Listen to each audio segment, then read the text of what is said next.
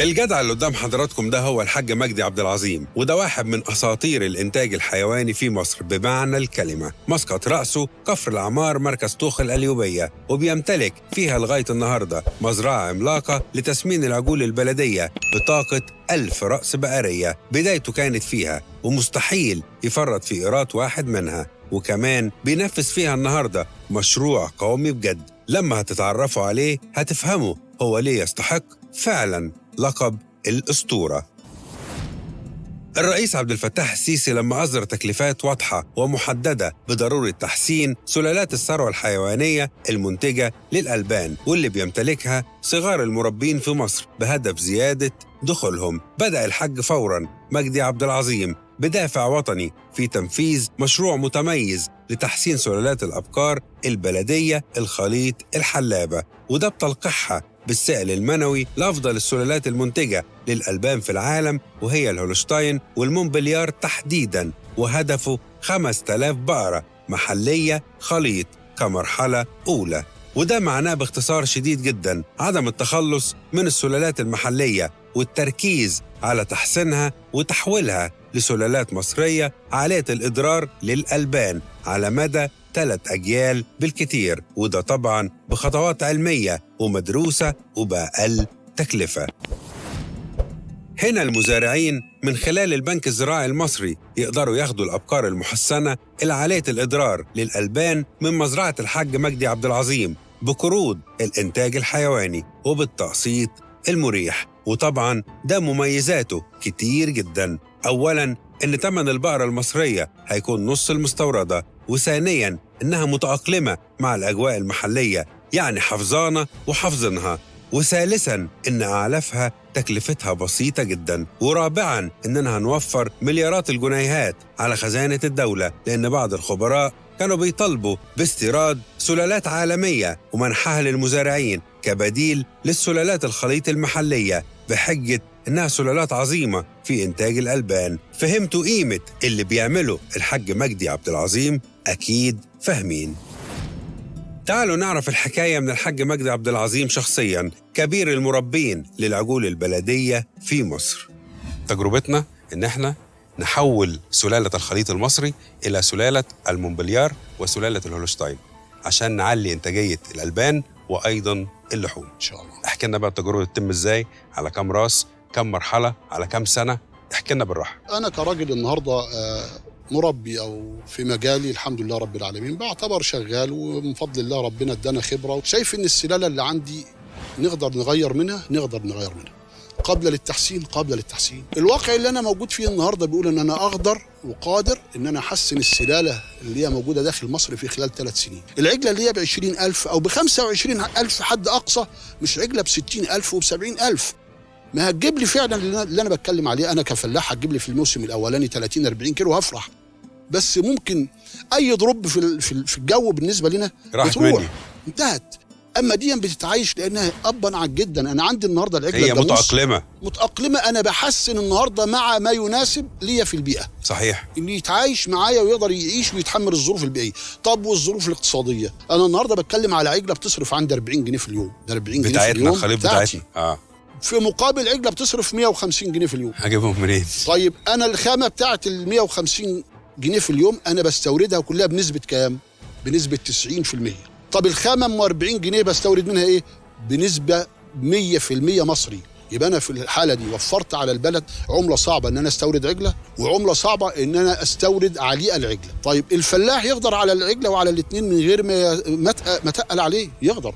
الفكرة عشان الناس تبقى الامور واضحة، العجلة المصرية الخليط هنلقحها صح كده بالسيمن او السائل المنوي بسلالات عالية الانتاج، مونبليار او هولشتاين. المفروض خلال قد ايه ناخد سلالة مصرية مونبليار او هولشتاين انتاجيتها مرتفعة جدا وتنمي دخل كل مزارع، تحط في جيبه فلوس؟ ان شاء الله احنا طبعا بنعشم في الله 3 سنين بس، هي ان شاء الله من 3 ل5 سنين هيكون عندنا الثروه الحيوانيه، لانها اتغيرت بنسبه 50%. يعني احنا مش بنتكلم من الصفر، احنا بنتكلم في تغيير فعلي. العجلات اللي موجوده دي يعني احنا بنتكلم في 1000، لا انا عشمي في الله ان انا مثلا من المزرعه دي كل سنه 3 4000 5000 راس، ما بين جاموس بلقح ايطالي، ما بين عجلات خليط النهارده بنلقح المبليار والهولشتاين. عايزين نشوف من الناس اللي هم في الطب البيطري يعاونونا ازاي. احنا مستعدين لاي تجربه، مستعدين ان يجربوا معانا ونفشل وننجح، بس هنوصل ان شاء الله، هنوصل. بالمناسبة الحاج مجدي عبد العظيم بيمتلك 3 مزارع تسمين عظيمة للعجول البلدية في قلب الريف الأوروبي. المزرعة الأولى للعجول الرضيعة، والثانية للفطام، والثالثة للتسمين بطاقة 3000 راس في الدورة الواحدة، يعني فاصل كل حاجة لوحدها. عشان كده حتة اللحمة الحمراء بتاعته ملهاش حل، ودي بيديرها ابنه محمد. كمان بيمتلك مزارع لتسمين البقر المستورد من أمريكا الجنوبية بغرض التربية بطاقة 11,000 رأس تسمين، ومكانها عند تقاطع الطريق الإقليمي مع طريق القاهرة اسكندرية الصحراوي، بخلاف مزرعة ألبان حديثة بطاقة 1150 رأس هولشتاين بمنطقة النوبارية، والمسؤول عن المستورد والحلاب ابنه أحمد. أما عن توريدات اللحوم بصفته المسؤول عن الجزارة في السلاسل التجارية الشهيرة هايبر الشيخ زايد وهايبر السليمانية وهايبر العاشر من رمضان، فمسؤول عنها ابنه محمود، اللي بجد عامل مصانع لحوم في كل فرع من فروع هايبر عشان يقدم أفضل لحوم ومصنعات لزباينه. ربنا يحفظهم جميعاً.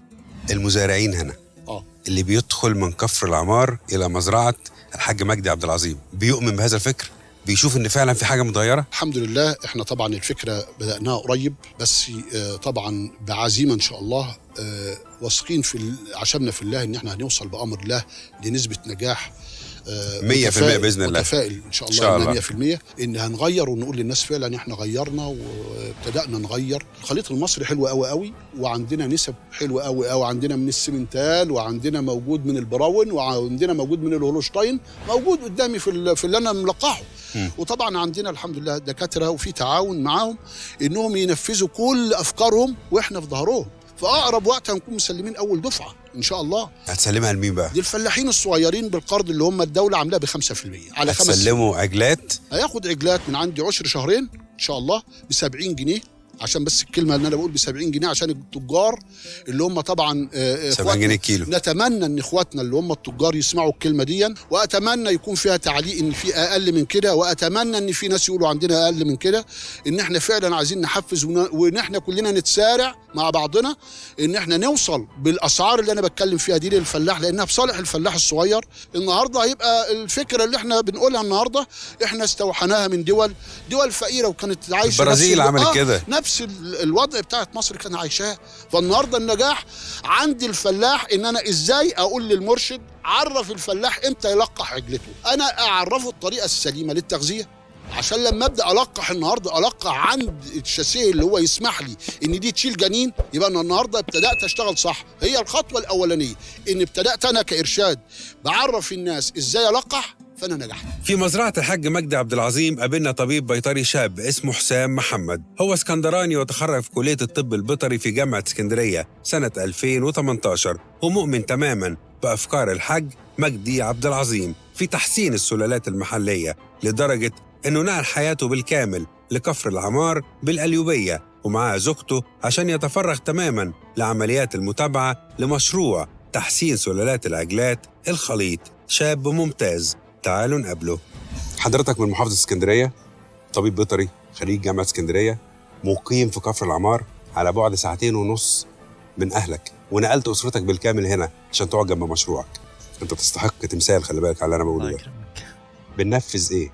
بننفذ هدف، يعني هدف قومي وهدف البلد، يعني إن احنا نحسن من السلالة بتاعتنا. احنا عندنا بدل ما اشتري عجلات مستوردة، انا ممكن ان انا اخد السلالات بتاعتي البلدي وان انا القحها واحسن الانتاجيه بتاعتها عن طريق ان انا اجيب سيمن مستورد انتاج اللبن بتاعه عالي، فلما القح بيه العجلات ديت في خلال من 3 ل5 سنين هكون وصلت ان شاء الله للانتاجيه اللي انا عاوزها، او الانتاجيه اللي نقدر ان احنا يعني نقارن نفسنا بالدول الكبيره. وبعد كده ان شاء الله هدفنا ان احنا نخش كمان المزارع، بدل ما تشتري من بره، لا احنا عندنا سلاله بلدي حسناها، وانتاجيتها من اللبن فعلا بقت حاجه عاليه، تقدر ان انت تعمل منها مزرعه واثنين وثلاثه. توصل لكام يعني؟ يعني انا بتكلم في السلاله المستورده الهولشتاين مثلا، انتاج اللبن بتاعها متوسط 12 طن في السنه. انا هدفي ان انا بدل ما السلاله بتاعتي بتجيب 3 طن في السنه متوسط تقريبا، هدفي ان انا اوصل ان شاء الله لل10 و11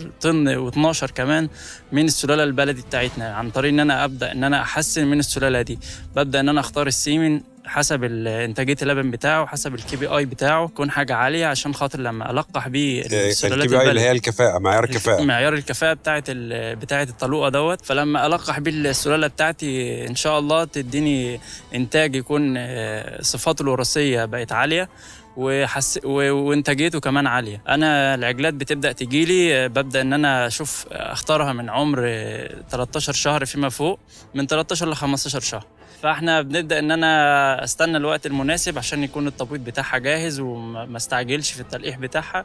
ببدا ان انا القحها وانتظر بقى يعني من 30 ل 45 يوم، وابدا بعد كده افحصها بالسونار واشوفها ان شاء الله بقت عشار ولا ما مسكتش من التلقيحه الاولى ديت. ما مسكتش من اول مره، ممكن احاول معاها مره كمان لحد مثلا 3 مرات. يعني العجلات يعني ان شاء الله نسبه المسكان فيها بتكون عاليه عن البقر. عندنا من 2.5 ل 3 مليون بقره في مصر خليط. بالظبط.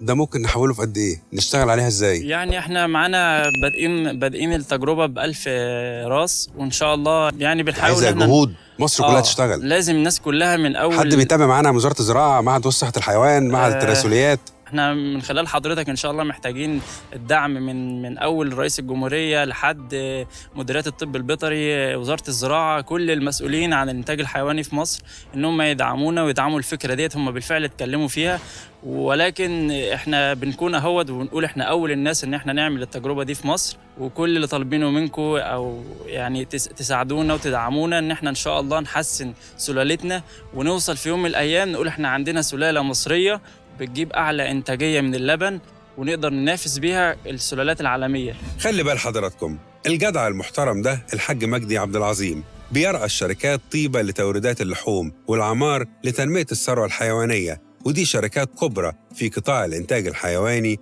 في مصر. وبالمناسبة هو أباً عن جد بتاع تربية عجول وبيع لحوم متميزة، وتفوق كمان على والده اللي كان بجد علم في مصر كلها. والمفاجأة الكبرى اللي حضراتكم لازم تعرفوها إن مزرعته في كفر العمار اللي بنزورها دلوقتي وبدأ فيها مشروعه لتحسين السلالات المحلية، هي في الأصل وقف لله سبحانه وتعالى، وعائدها بالكامل مخصص لأعمال الخير والمسؤولية المجتمعية لأهل بلده. بجد ربنا يجزيك خير ويديك الصحة ويحفظك يا جدع.